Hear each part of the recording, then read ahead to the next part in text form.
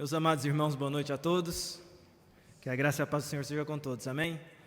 Eu estou profundamente emocionado de estar aqui nessa noite, porque estar na Igreja Presbiteriana Unida é motivo de honra para qualquer pastor presbiteriano, dada a história desta igreja. Então, estou profundamente honrado de estar aqui nessa noite. Para mim, eu, menino, saiu lá de Goiás, estar aqui nessa noite pregando nessa igreja, vocês não têm noção do quanto que meu coração está emocionado e aquecido.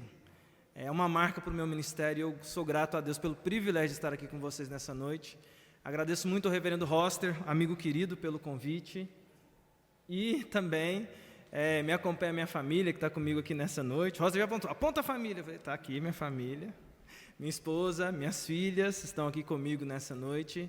E a gente está muito feliz de poder compartilhar da palavra do Senhor aqui nesta igreja amada. Meus queridos, eu quero compartilhar com vocês um texto que já foi anunciado, Conexão com Deus já falaram lá para eu falar o texto com antecipação, então os irmãos já sabem. João 15:15 é o texto da nossa mensagem nessa noite. Eu quero compartilhar com vocês no Evangelho de João, capítulo 15, versículo 15, um texto que tem falado profundamente ao meu coração, e eu gostaria então de ter esse tempo com vocês, pensando em Jesus, o amigo incomparável. João 15:15. E lá diz assim: já não vos chamo servos, porque o servo não sabe o que faz o seu senhor, mas tenho-vos chamado amigos, porque tudo quanto ouvi de meu Pai vos tenho dado a conhecer. Vamos orar mais uma vez? Meu Deus, perdoa os nossos pecados, fala ao nosso coração, ó Pai, aquece as nossas almas, para que possamos, ó Deus, ser de fato visitados pela Tua Palavra e sair daqui, ó Deus, fortalecidos por meio da ação genuína do Teu Espírito Santo em nós. Assim oramos, em nome de Jesus. Amém. Meus queridos irmãos, um desafio que eu sempre tenho em mente quando eu estudo as Escrituras é sempre olhar aquilo que o livro está querendo dizer. E quando eu olho para o Evangelho de João, e o livro de João é um livro muito utilizado, mas para mim, a chave hermenêutica do livro de João está aqui em João 15:15, porque o Evangelho de João é o Evangelho que mostra de maneira muito clara o relacionamento de Jesus com os discípulos e como esse relacionamento se deu ao longo do ministério de Jesus. E para mim, quando João chega aqui no capítulo 15, no versículo 15, vai falar assim que Jesus se dirigiu aos discípulos e os chamou de amigos, a gente precisa parar para entender por que Jesus chamou aqueles homens de amigos. E aí, eu quero pensar com vocês o seguinte: quando a gente traz para nós aqui, na nossa geração, para os nossos dias, a palavra amizade é uma palavra que muitas vezes tem sido mal utilizada, desgastada nos nossos dias. Já parou para pensar sobre isso? E a gente desgasta tanto essa palavra que a gente usa ela para qualquer um. Esses dias eu estava andando na rua lá em Campinas e um cara falou assim: ô amigão, vem aqui. Amigão? Nunca vi na minha vida. Como que vem aqui? Nunca vi.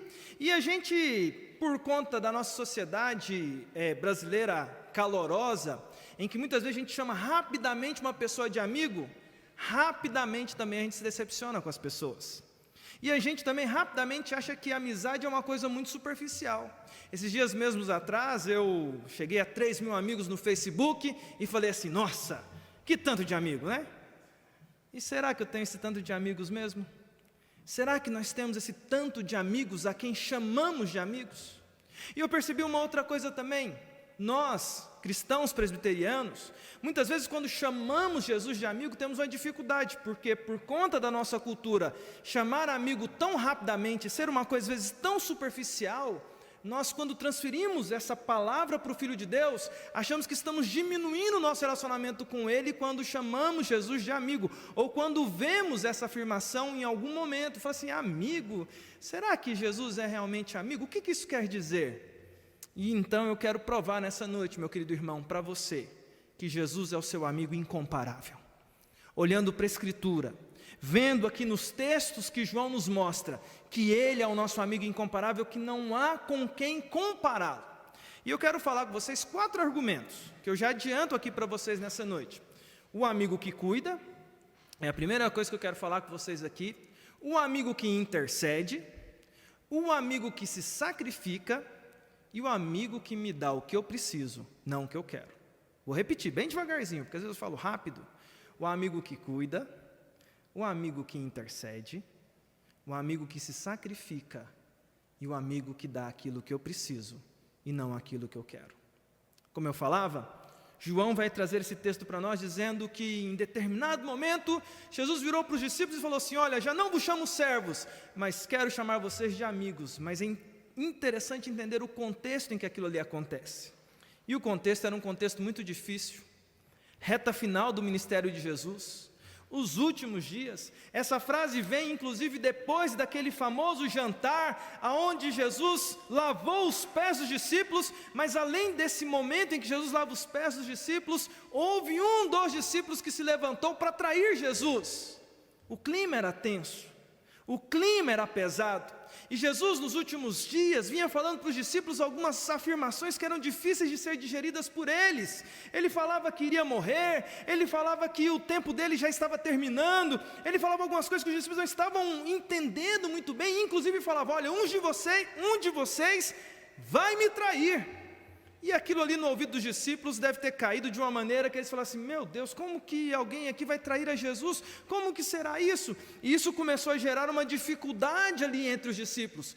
Tanto é que mesmo quando Judas, no jantar ali na ceia, se levanta para trair Jesus e vai embora do jantar, mesmo aqueles que ficaram na dúvida, não entenderam por que Judas saiu e ficou perguntando. Pedro pediu para João: João, pergunta para Jesus aí se sou eu. O clima não era um clima bom, o clima era um clima pesado, havia desconfiança naquele ambiente, havia desconfiança naqueles relacionamentos. E tendo esse clima pesado, tendo Jesus também já recebendo sobre si todas as dificuldades que viriam, porque reta final do ministério, ele está ali de fato no momento do ministério crucial. Mas Jesus então ele vai cuidar dos seus discípulos e João vai mostrar isso para nós. O amigo incomparável, que em primeiro lugar mostra que é amigo cuidando. E a gente vai perceber o cuidado de Jesus com os seus discípulos a partir do capítulo 13, eu peço que você mantenha a sua Bíblia aberta, porque eu quero expor aqui esses trechos aqui com vocês, mas se você pegar no capítulo 13, a partir do versículo 36, é muito interessante, você pode grifar inclusive aí na sua Bíblia se você quiser, porque do 13, do versículo 36, até o 14, versículo 22, Jesus vai fazer algo magnífico, impressionante. Jesus, sabendo que o coração daqueles homens estava profundamente angustiado, Jesus permite que aqueles homens possam abrir o coração para Jesus.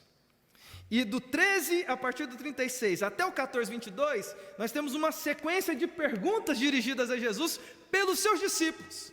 Perguntas que estavam ali angustiando o coração deles. E Jesus pacientemente vai ouvir e responder às angústias daqueles corações. Jesus, o amigo que cuida. E é interessante que os homens estão angustiados, Jesus abre esse momento de pergunta e resposta, e quem é o primeiro a perguntar? O Pedro, para variar, né?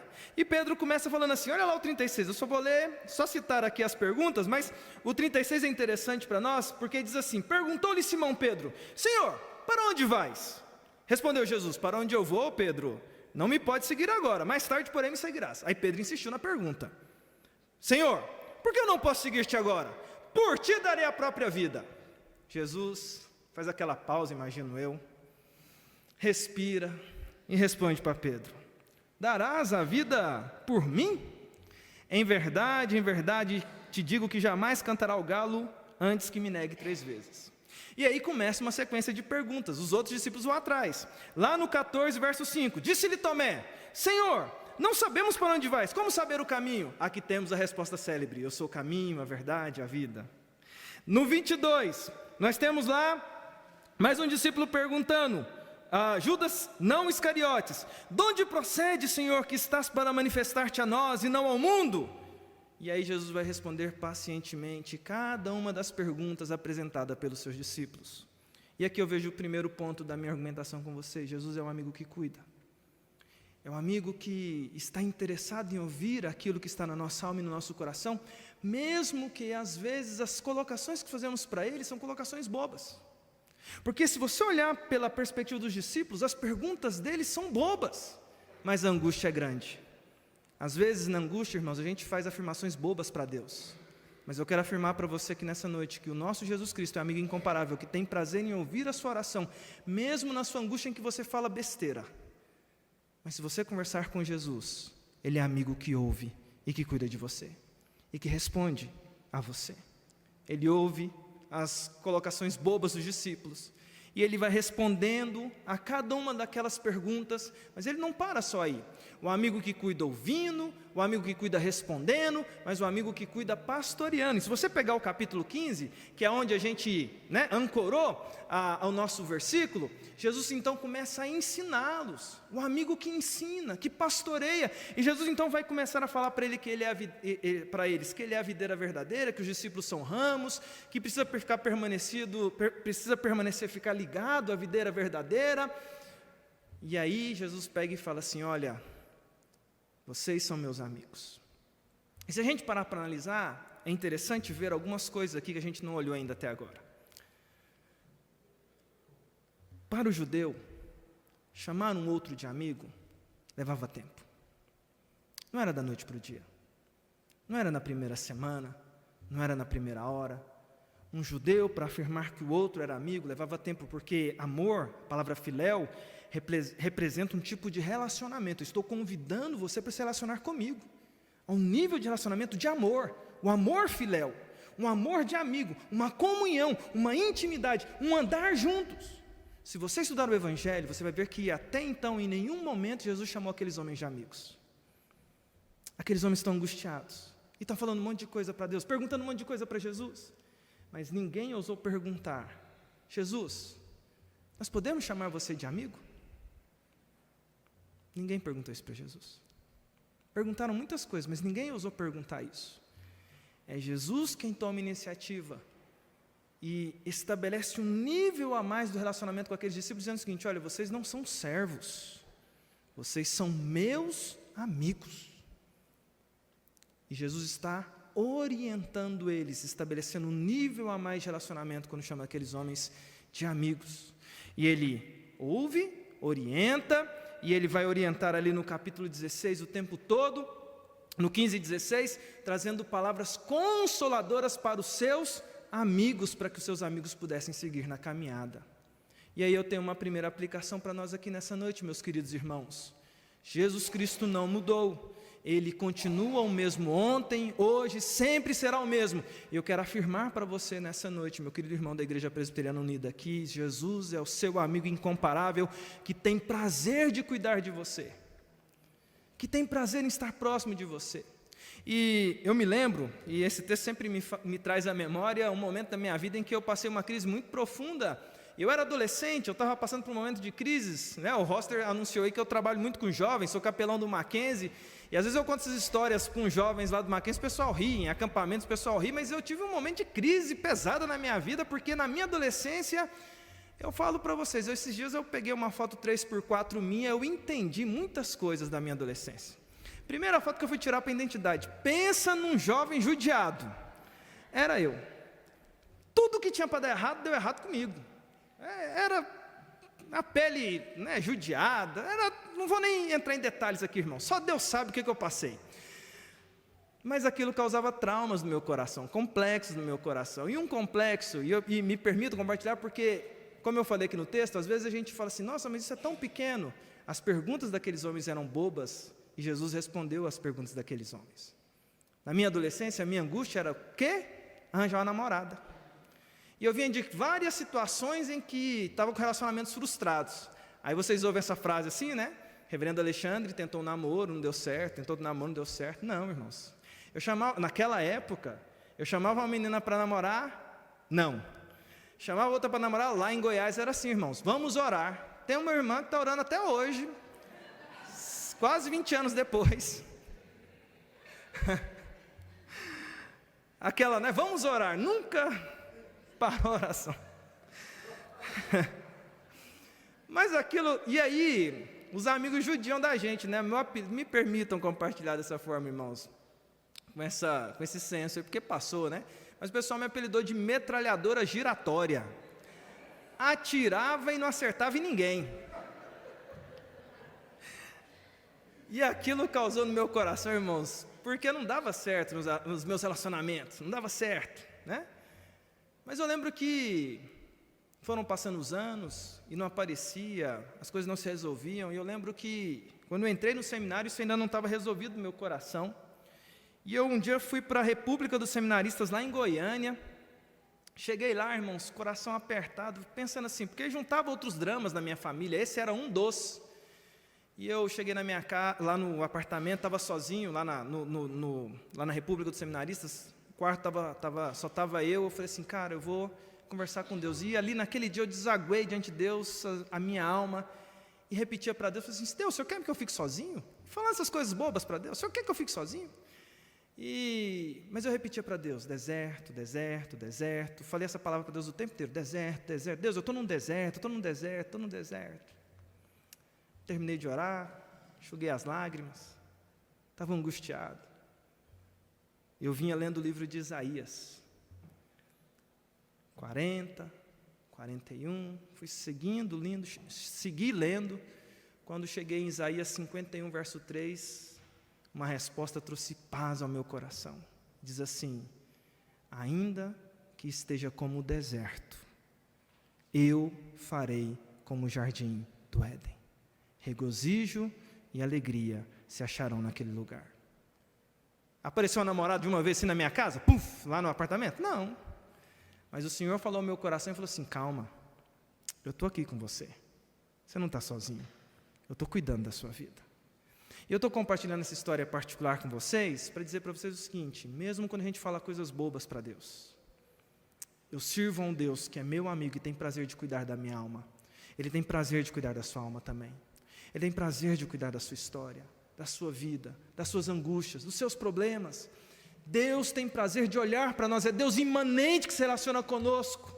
É Deus que cuida de maneira verdadeira de cada um de nós. Isso me leva ao segundo aspecto, um Deus que cuida, um amigo incomparável que cuida, um amigo incomparável que intercede. E aí a gente dá um salto, porque o 15 é a nossa chave hermenêutica para entender esses textos aqui, e a gente vai lá para João 17. João vai apresentar para nós um momento lindo do cristianismo, porque nós temos em João 17 a famosa oração sacerdotal de Jesus, onde Jesus vai conversar com o Pai, e é permitido aos discípulos ver esse momento de comunhão entre Filho e Pai, entre o Deus triuno, e está tendo ali uma conversa entre o Filho e o Pai. E qual que é o tema dessa conversa, meus irmãos? O universo, os planetas, as estrelas que Ele chama pelo nome. Não. O tema da conversa entre o Filho e Pai são seus amigos. O amigo que intercede. Se você pegar João 17, a oração sacerdotal, o que vai ser o tema da oração de João 17? Você pega lá o versículo 6. Manifestei o teu nome aos homens que me deste no mundo, eram teus, tu me confiaste, eles têm guardado a tua palavra. O 9, e por eles eu rogo, não rogo pelo mundo, mas por aqueles que me deste, porque são teus. 11, já não estou no mundo, mas eles continuam no mundo, ao passo que eu vou para junto de ti. Pai Santo, guarda-os. 12, quando eu estava com eles, guardava-os no teu nome que me deste, protegi-os, e nenhum deles se perdeu, exceto o filho da perdição, para que cumprisse a escritura. E o 20, a gente poderia citar outros aqui, mas o 20, não rogo somente por estes, mas também por aqueles que vierem a crer em mim por intermédio da sua palavra. Ah, irmãos, eu me emociono com esse texto aqui profundamente. Deus Filho e Deus Pai conversando, e abre-se uma janela para vermos esse momento da eternidade aqui. Qual que é o tema da conversa entre Filho e Pai? Seus amigos. Primeiro os discípulos, e Jesus vai interceder pelos discípulos, mas no versículo 20 Jesus vai erguer os olhos à eternidade e vai falar assim, Pai, não somente por estes, mas por todos aqueles que vierem a crer em mim por intermédio da tua palavra. E lá atrás, antes que eu sequer imaginasse que eu existiria, o meu amigo incomparável Jesus já orou por mim e já orou por você também. E isso, meus queridos irmãos, mostra o que é um amigo incomparável. É um amigo que intercede, é um amigo que clama. E uma das características herança da Reforma Protestante, que nós comemoramos 500 anos o ano passado, é que os reformadores colocaram isso em evidência, que Jesus é o nosso intercessor. A gente lembra que o Espírito Santo é aquele que intercede dentro de nós, ele intercede em nós a Deus, mas Jesus Cristo, segundo a Escritura, e os reformadores catalogaram isso, argumentaram sobre isso, expuseram isso com a alma em chamas. Eles afirmaram que Jesus é aquele que intercede por nós dioturnamente à destra de Deus Pai. E que coisa fantástica imaginar que temos o Deus Filho à destra de Deus Pai, neste exato momento, clamando por mim e por você, para que nós possamos chegar àquilo que Ele estabeleceu para nós. O amigo que intercede por nós. Esse é um amigo incomparável. Porque intercessão, irmãos, é uma coisa que a gente tem no meio cristão. Na verdade, a gente vive uns dias hoje que a gente tem que relembrar sobre a intercessão, porque tem sido esquecida. Eu venho de uma geração em que a gente tinha na igreja várias irmãs e irmãos intercessores, que eram, a gente falava, o baluarte da igreja. Deus tem levantado esses irmãos, né, chamado para a glória, e não tem se levantado novos intercessores. A intercessão sempre foi um ministério muito bonito da igreja, mas a intercessão do membro da igreja é uma coisa interessante, porque, por exemplo, eu vou orar pelo Roster, e eu vejo o Roster e começo a orar por ele como um amigo que eu conheço. O Roster fala assim: Senhor, abençoe o Roster, no ministério dele na Unida, a família do Roster, os filhos, para que o Senhor abençoe a voz dele quando ele for pregar, que ele é voz de trovão, que eu falo isso aí, né? Voz de trovão, fala bem. É eu intercedendo de fora. Eu não sei o coração do Roster, mas quando eu lembro que ele tem um amigo incomparável, que é Jesus Cristo, que quando intercede pelo Roster, a intercessão de Jesus não é de fora. Jesus conhece o coração do Roster, e quando ele vai pedir ao Pai pelo Roster, ele pede: Pai, teu servo tem se dedicado, Senhor. O Senhor conhece o coração dele. Se o Senhor não der graça para ele, ele não aguenta. Se o Senhor não der força para ele, ele não levanta de manhã. Se o Senhor não der inteligência para ele, ele não consegue fazer os sermões. Cuida, Pai, da saúde, da ânimo, da alegria, da paz que nós prometemos. Aviva aquele coração.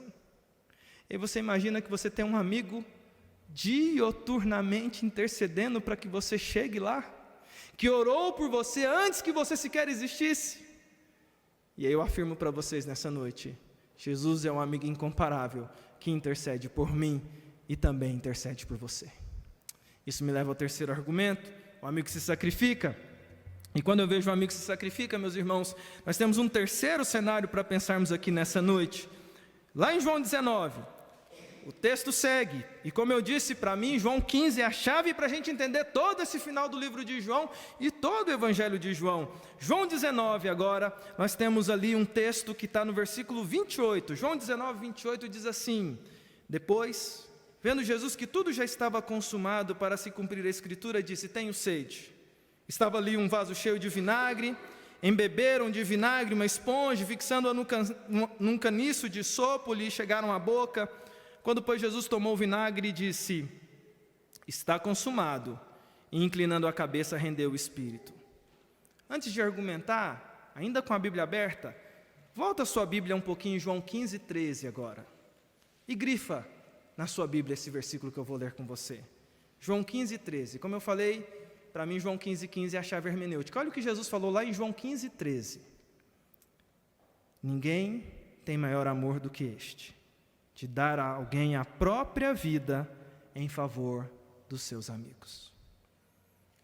O amigo que se sacrifica. O terceiro cenário, nós vemos uma cruz erguida, e pendurado naquela cruz está um inocente. Puseram-lhe uma placa dizendo que ele era o rei dos judeus, arrancaram as suas vestes, puseram-lhe uma coroa de espinhos que, segundo os historiadores, espinhos finos e grossos, finos e grossos não tem como ser, né? Finos e duros, finos e grossos não tem como, né? Finos e duros, como pregos, que quando a coroa de espinhos foi colocada na cabeça de Jesus, ela não entrou. Fizeram entrar na cabeça de Jesus aquela coroa na base da pancada. Quando pregaram as mãos de Jesus e seus pés,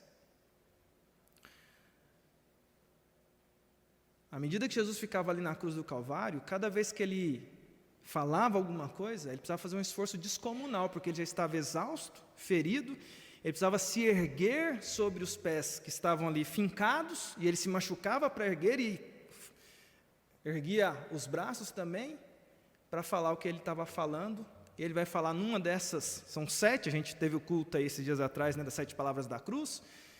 Uma dessas ele diz: está consumado, e então entrega o Espírito. Tetelestai. E eu fico pensando, meus irmãos, por quê? Por quê?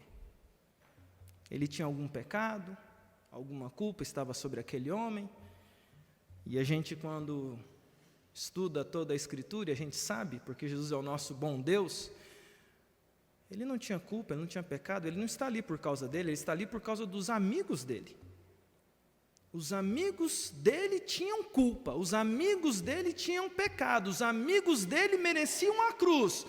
Ele não, mas ele está lá no lugar de outros. E ele está dizendo lá: tetelestai, o escrito de dívida que era contra eles, eu estou pagando com meu sangue justo, eu pago o pecado que eles tinham. Isso me emociona profundamente o coração, meus queridos irmãos. Esses dias atrás eu estava participando de uma cantata, como os irmãos sabem, participando assim, estava num culto onde tinha uma cantata, e os irmãos sabem que eu estou em Campinas, sou capelão lá no Mackenzie, mas eu tenho frequentado a igreja de Campinas, lá em Campinas, né? Acho que é aonde? Campinas aonde, né? Campinas.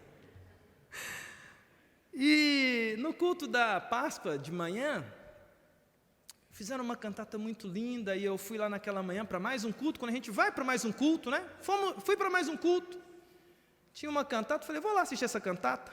Como a gente vai para eventos, né? Eu falei: vou ver esse negócio, se o pessoal fez um negócio legal. Estava lá o coral da igreja, o ministério de louvor, e começou a cantata. Eu estou lá como um espectador daquela cantata, muito bonita. E a cantata começou a falar de várias coisas bonitas, e eu, como um cristão experiente, falei: tá bom, tá legal. E, de repente, no meio da cantata, o meu coração começou a quebrantar, quando, em determinado momento, falou lá de Abba Pai. Eu gosto dessa expressão Abba Pai, porque é uma expressão de intimidade, e me fez lembrar que eu só chamo Deus de Pai por causa de Jesus, porque em Cristo eu fui adotado. Ok. Mas, no momento da cantata, tinha uma música falando do sacrifício de Jesus. E a gente fica naqueles momentos de culto, né, que você está observando também se acontece alguma coisa fora do contexto, né? A gente é atento. De repente está lá a cantata rolando, e eu ouvi um barulho assim, pim! Eu falei: desafinou aí. Me chamou a atenção na hora, eu falei assim: gente, esse pim aí está fora da, né? Desafinou, alguém me chamou a atenção na hora, eu já cacei, né? Olhei para o baterista, né? Sempre o coitado do baterista, né? Olhei lá para o baterista, era uma menina, eu falei: cadê a baterista? Ela tinha sumido. Eu falei: alguma coisa, ela tinha sumido. Eu falei: alguma coisa saiu errado aí, porque esse pim está totalmente fora do contexto aí, né?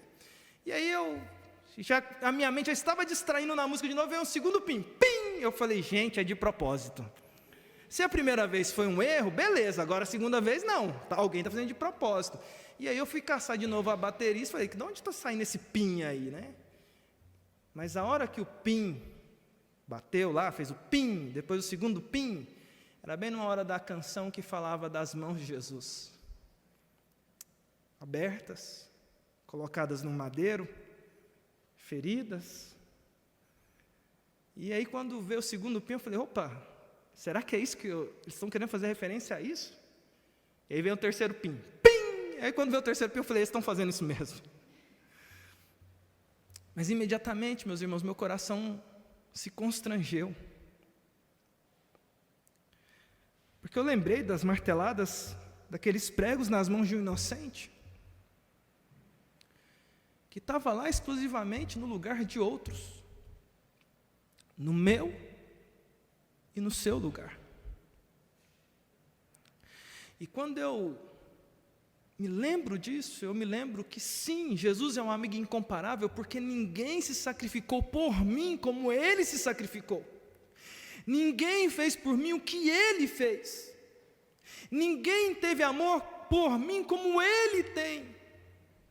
Porque esse amor é o amor que foi ao extremo de assumir a minha dívida, assumir a minha morte e ir à cruz em meu lugar. O amigo incomparável que se sacrifica. Mas a gente tem um quarto e último aspecto para pensarmos aqui nessa noite. Como eu tenho exposto aqui, estou andando com o livro de João aqui com vocês.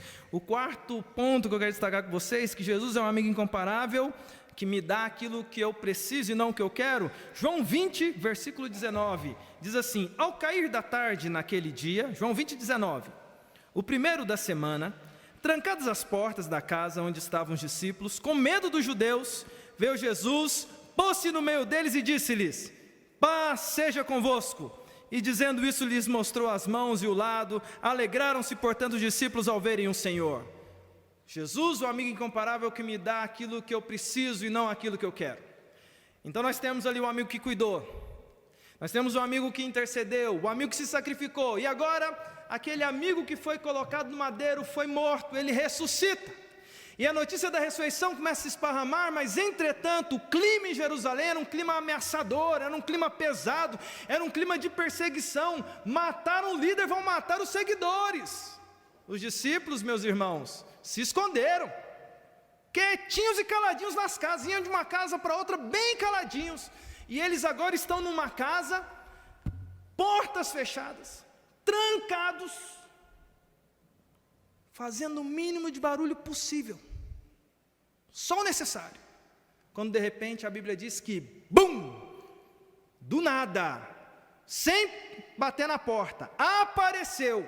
E os comentaristas dizem que Jesus aparece aqui de maneira extraordinária, com seu corpo glorificado, ressurreto, no meio dos discípulos, e vai fazer uma saudação em aramaico: Shalom Aleichem. Eu gosto muito de ver esse texto no original, porque Jesus então vai usar uma expressão de intimidade com eles. É como a gente tem nos meios evangélicos hoje em dia, existem vários grupos cristãos que se cumprimentam usando essas palavras de saudação, Então tem lá os pentecostais que falam paz no Senhor, Tem outros que falam paz de Cristo, tem os presbiterianos que falam assim: boa noite. Bom dia. Não é assim? Saudação, Saudação típica deles, mas Jesus chega com uma saudação típica que era Shalom Aleichem. Aqueles homens estavam profundamente angustiados e temerosos. O texto diz, no versículo 19, que reunidos com medo, Jesus aparece no meio deles e diz: Shalom Aleichem. É diferente de eu falar paz. Eu estou desejando uma coisa para vocês, mas quem está falando Shalom Aleichem é aquele que disse: mar, se acalme, vento, emudeça. E o mar se acalmou e o vento emudeceu. É aquele que estava na criação e disse: haja luz. Ele agora está dizendo: paz seja no coração de vocês. Imediatamente, irmãos, eu acredito que o coração daqueles homens foi visitado por uma paz que Paulo vai dizer lá em Filipenses: a paz que excede todo entendimento. As lutas continuavam, a perseguição continuava, mas o coração daqueles homens encheu de paz e mais, de alegria, porque o texto diz que, aí a minha argumentação, porque quando esse evento aqui acontece, eles já tinham notícias que Jesus estava ressuscitado, que Jesus tinha ressuscitado. Já tinha chegado informação para eles, mas aqueles homens permaneciam tristes, estavam abatidos, abalados, arrebentados. Não foi só ver Jesus, não. É Jesus chegando e trazendo aquilo que Ele traz, aquilo que era necessário. Mas eu sempre gosto de olhar esse texto por uma outra perspectiva, e vocês me permitam agora fazer uma outra perspectiva sobre esse texto, e eu compartilhar com vocês, porque o argumento com vocês é: Jesus dá aquilo que eu preciso e não aquilo que eu quero. Contexto de guerra, contexto de perseguição, inimigos prontos para esfolar e acabar com os judeus, com os discípulos, e diga-se de passagem que eles faziam isso porque em Atos 12 eles matam os discípulos de Jesus, ok? Eles estão ali para isso, e Jesus aparece no meio deles e diz: paz.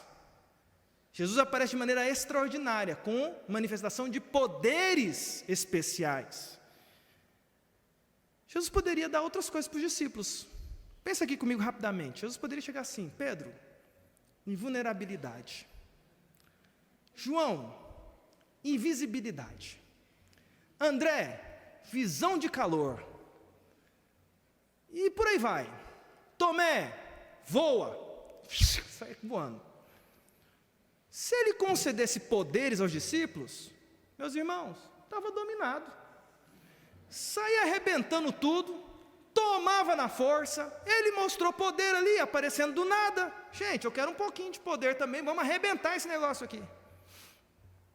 E aí Jesus vem dando uma lição maravilhosa. Ele não vai dar aquilo que a gente quer. Ele vai dar aquilo que a gente precisa. Porque às vezes seria muito fácil você pedir para Deus: Deus, me cura dessa doença. E pá, Ele cura. Deus, me dá dinheiro. Pá, aparece na conta. Deus, eu não preciso disso. Pá, acontece. Não é assim que Jesus trabalha. Ele não dá aquilo que você quer. Ele dá aquilo que você precisa. E às vezes, o que mais temos precisado dos nossos dias, meus queridos irmãos, é receber do nosso amigo incomparável paz verdadeira e alegria para enfrentarmos os desafios que estão aí fora, diante de nós. Quanta gente triste, quantos crentes abalados, quantos crentes que estão aqui na igreja, aparentemente tudo bem, mas lá na casa está uma guerra, o coração está em frangalhos, a alma arrebentada, a alegria se perdeu há muito tempo. Eu quero afirmar para você, meu querido irmão, nessa noite, que Jesus Cristo não mudou. Ele é ainda aquele que chega na sua vida e diz Shalom Aleichem, e porque Ele diz Shalom Aleichem, brota a verdadeira paz e alegria no seu coração, para que você possa vencer os desafios que você tem pela frente, com a paz e com a alegria do Senhor. E aí eu quero concluir com vocês essa mensagem, e eu quero concluir olhando no capítulo 21. O capítulo 21 é muito bonito, mas eu quero olhar com vocês a partir do versículo 15, quando nós temos aqui um momento muito legal e importante. Depois de terem comido, perguntou Jesus a Simão Pedro: Simão, filho de João, amas-me mais do que estes outros? Ele respondeu: sim, Senhor, tu sabes que te amo. Ele lhe disse: apacenta os meus cordeiros. Tornou a perguntar-lhe pela segunda vez: Simão, filho de João, tu me amas? Ele lhe respondeu: sim, Senhor, tu sabes que te amo. Disse-lhe Jesus: pastorei as minhas ovelhas. Pela terceira vez, Jesus lhe perguntou: Simão, filho de João, tu me amas? Pedro entristeceu-se por ele lhe ter dito pela terceira vez: tu me amas? E respondeu-lhe: Senhor, tu sabes todas as coisas, tu sabes que eu te amo. Jesus lhe disse: apacenta as minhas ovelhas. Lembra que o começo dessa história são os discípulos perguntando para Jesus, angustiados, fazendo todo tipo de pergunta, e começou com Pedrão. Agora é Jesus quem vai perguntar. Os discípulos tinham ido pescar, ainda um pouco sem saber o que fazer. Jesus aparece à beira da praia, prepara um jantar. Pedro vê ao longe, se lança ao mar, vem nadando. Quando chega, Jesus tinha preparado um jantar para eles jantam. Jesus agora vai ter uma conversa com Pedro, que vai fazer mais sentido quando a gente lê os originais.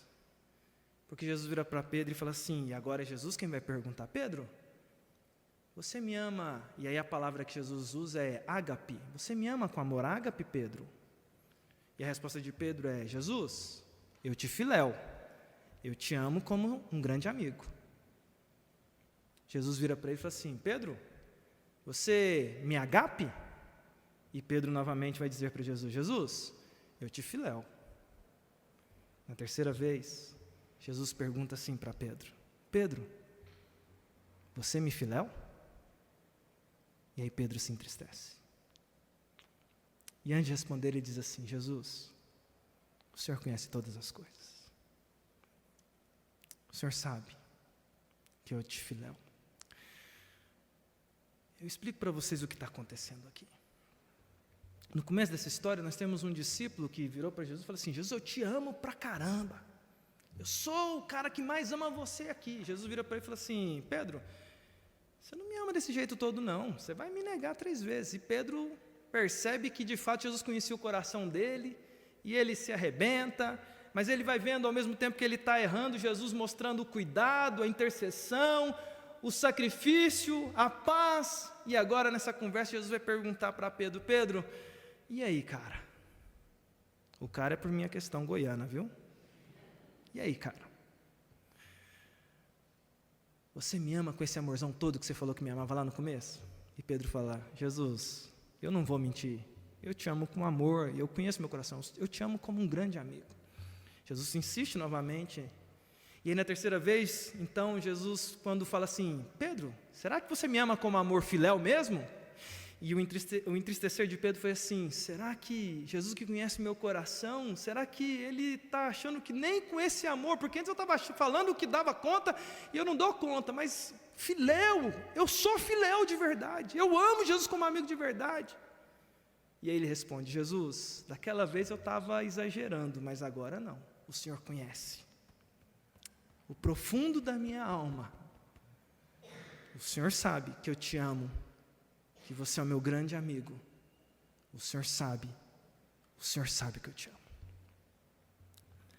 Eu quero terminar essa mensagem, meus queridos irmãos, dizendo para vocês que eu apresentei aqui nessa noite provas irrefutáveis de que Jesus é o nosso grande amigo, porque Ele tem cuidado de você, porque Ele intercede por você nesse momento e continuará intercedendo. Porque Ele se sacrificou por você, e Ele dá aquilo que você precisa e não aquilo que você quer. Mas eu quero terminar convidando você a responder a Jesus, assim como Ele convidou Pedro a responder a Ele. E aí? Como que você responde a esse amor que Jesus tem por você? E eu faço isso, meus queridos irmãos, porque nós vivemos dias em que nós nos frustramos com amizades, relacionamentos, e muitas vezes nós temos tratado Jesus como um qualquer. É fácil, tecnicamente, falar que Jesus é o nosso amigo, mas Jesus conhece corações. Ele sabe se você tem levado Ele para casa, Ele sabe se você tem separado tempo para conversar com Ele, Ele sabe se você tem tido prazer na presença dEle, porque amigo tem prazer na presença do outro. Eu queria desafiar você nessa noite a reconciliar-se, a restaurar e a levantar a mão e dizer: Senhor, eu sou sim seu amigo, eu te amo, o Senhor é meu amigo incomparável. Eu queria convidar você nesse momento, meu querido irmão, a curvar a sua cabeça, para que nós oremos ao Senhor. Uma resposta que a gente pede, uma resposta pessoal, e é o seu coração diante do Senhor. Não adianta falar para os outros, é você e Jesus que conhece o seu coração, mas o meu desafio para você, o meu desejo profundo nessa noite é que você possa responder diante daquilo que Jesus tem feito por você, com um relacionamento verdadeiro com esse grande amigo que é Jesus Cristo, amigo incomparável. Vamos orar? Senhor, não existe nada melhor do que ser teu amigo. E nós vemos evidências na Escritura de que Jesus Cristo é o nosso amigo incomparável, que cuida, que intercede, que se sacrifica, que dá aquilo que precisamos, não aquilo que queremos, e que vem ao nosso encontro para sondar o nosso coração.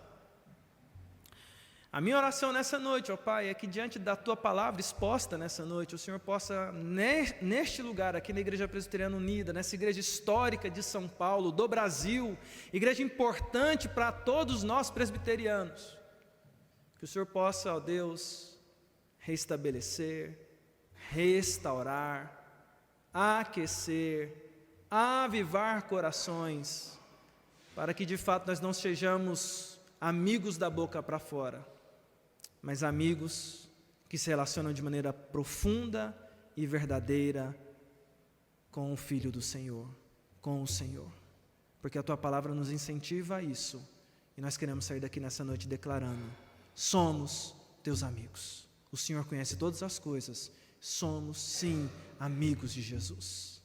Essa é a nossa oração, essa é a minha oração, em nome de Jesus Cristo. Amém.